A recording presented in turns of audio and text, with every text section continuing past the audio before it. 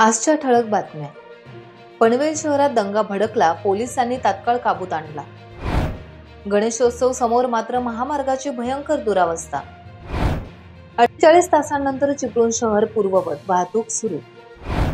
तळवली रस्त्याची दुर्दशा थांबविण्यासाठी 10 गावांचं आंदोलन. गोरेगाव ग्रामपंचायत दुर्लक्षतेमुळे राष्ट्रवादी शरदचंद्र पवार पक्षाचे उपोषण. आता पाहूयात बातम्या सविस्तर स्वरूपात. आगामी गणेश उत्सव आणि ईद ए मिलाद या सण उत्सवाच्या अनुषंगाने पनवेल शहर पोलीस ठाणे हद्दीत पाडा मोहल्ला मस्जिद मुसलमान नाका पनवेल या ठिकाणी दंगा काबू योजनेची रंगीत तालीम घेण्यात आली.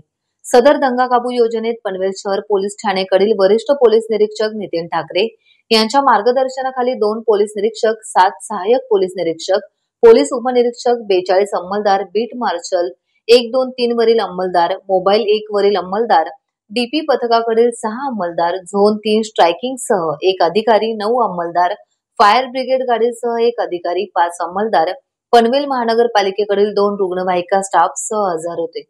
नमूद दंगा काबू योजना संपल्यानंतर पनवेल शहर पोलीस ठाणे हद्दीतील भारतनगर, कोळीवाडा परिसरात कॉम्बिंग ऑपरेशन सुरू करण्यात आले. तसेच टपाल नाका, आदिल टॉवर, छत्रपती शिवाजी महाराज चौक, उरण नाका या ठिकाणी नाकाबंदी करण्यात आली होती.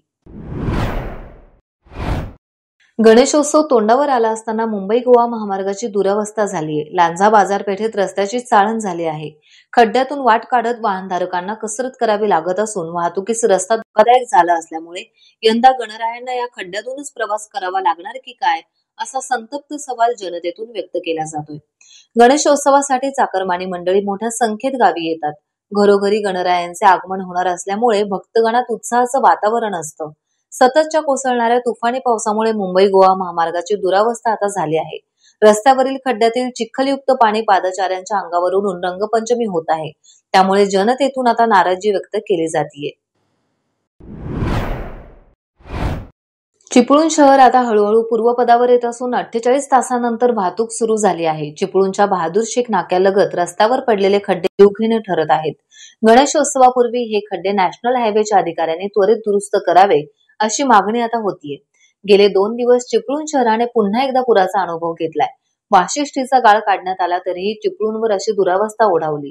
त्यामुळे आता पुन्हा वाशिष्ठी नदीत गाळ साचला आहे आणि तो काढण्यासाठी पुन्हा यंदाही लाखो रुपये खर्च होणार आणि त्यामुळे कायमस्वरूपी उपाययोजना करण्याची मागणी आता केली जातीये. चिपळूण कराड मार्ग आता सुरू झाला आहे.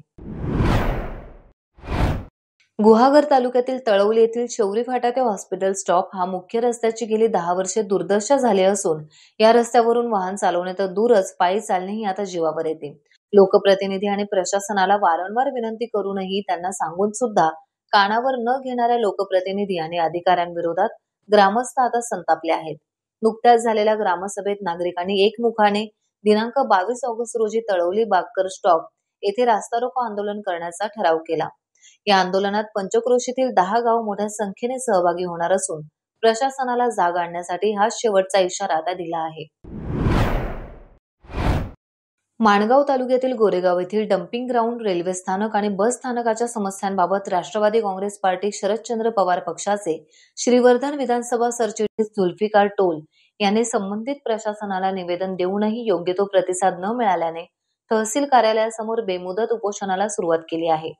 टोल यांची प्रमुख मागणी ही गोरेगाव ग्रामपंचायतीच्या हद्दीतील मुख्य रस्त्यालगत असलेल्या अनधिकृत डम्पिंग ग्राउंडमुळे निर्माण झालेल्या गंभीर आरोग्य आणि स्वच्छतेच्या समस्येवर तातडीने उपाययोजना करावी अशी आहे. नमस्ते सर्वांना माझं अभिवादन. मी झुल्फिकार अली टोल गोरेगाव. आज मी 20 ऑगस्ट 2025 रोजी माणगाव तहसील कार्यालयासमोर अबरड उपोषणासाठी बसलेलो आहे आणि ह्याचं मूल कारण असं आहे की गोरेगावमध्ये खूप म्हणजे मोठ्या अडचणी आहेत. त्या 3 अडचणी घेऊन मी आज इथे उपोषणाला बसलो आहे. सर्वप्रथम जी आहे अडचण जी आहे ती डम्पिंग ग्राउंडची आहे. डम्पिंग ग्राउंड म्हणजे श्रीवर्धन आणि हरेहरेश्वर या मुख्य रस्त्यावर महाराष्ट्र राज्याच्या मार्गावर हा डम्पिंग ग्राउंड आहे आणि ह्याच्यामुळे एवढं प्रदूषण आणि एवढं त्याचं म्हणजे हे होतं आहे की त्याच्यावरती आमची गोरेगाव ग्रामपंचायत दुर्लक्ष करून आहे. वारंवार त्यांना सांगून तो त्यांच्याकडे संपर्क करून सुद्धा ते लक्ष देत नाही.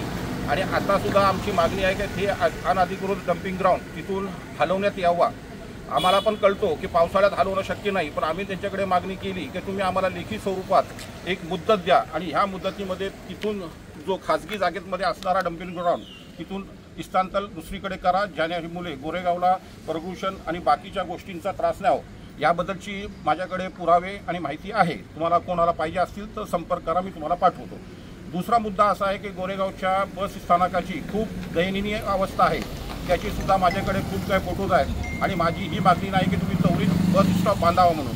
माझी एवढीच तिथे सुद्धा ही मागणी आहे की शौचालय एवढे दूर अवस्थेत किंवा एवढ्या ह्याच्यामध्ये आहे आणि आता गणपतीचा सीझन सुरू होत आहे. चाकरमानी मुंबईकडून गावाकडे यायला सुरुवात होत आहे आणि हे सर्व जे रत्नागिरी जिल्ह्यातील ज्या बस इष्ट्या आहेत, म्हणजे दापोली असो, खेड असो, तांबर असो, कानकोट असो, इथले सर्व चाकरमानी हे गोरेगाव मार्गे जातात आणि इथे माणसाला म्हणजे शौचालयाची अजिबात काही व्यवस्था नाही आहे. महिलांना किंवा आजारी पुरुष ज्यांना मधुमेहाचं रोग आहे त्यांनी काय करावं, कसं करावं, कुठे जावं. जेवणाचं माणूस काहीतरी एखादा कंट्रोल करून किंवा त्याला सहन करून राहू शकते, पण शौचालय कठीण आहे. आणि तिसरा मुद्दा जो माझा आहे तो आहे गोरेगाव रेल्वे स्थानकाचा. रेल्वे स्थानकावर म्हणजे एक पद्धतीचा जो आहे तो सावत्रपणा केला गेलेला आहे. बाकीचे जेवढे रेल्वे स्थानक आहेत त्यांचं नूतनीकरण झालं, मग ते रोहा, कोलाड असो किंवा खेड, वीर कुठलंही असो.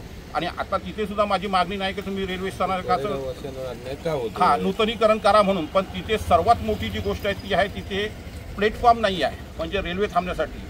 आणि रेल्वेसुद्धा तिथे रुळावर न थांबता 300 रुळावर थांबते आणि मग वयोवृद्ध लोकांना, आजारी महिलांना तिथून येण्यासाठी एवढा कष्ट सोसावा लागतो की त्यांचे हाल होतात म्हणून. तर हे सर्व मुद्दे मी घेऊन बसलेलो आहे.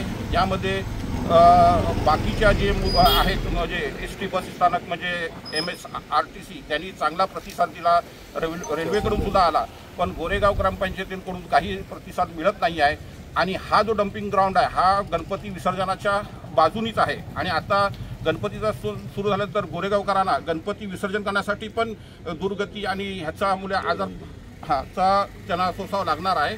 तर त्यासाठी मी इथे बसलेलो आहे. माझी सर्वांना एकच विनंती आहे, कुठलाही मुद्दा हा माझा वैयक्तिक नसून हा सामाजिक आणि गोरेगावकरांसाठी आहे, तेव्हा तुम्ही माझ्यासाठी प्रतिसाद द्यावा हीच विनंती करतो. टाइम्स डिजिटलला लाईक करा, शेअर करा, सबस्क्राईब करा आणि बेल आयकॉन दाबायला विसरू नका. Times digital.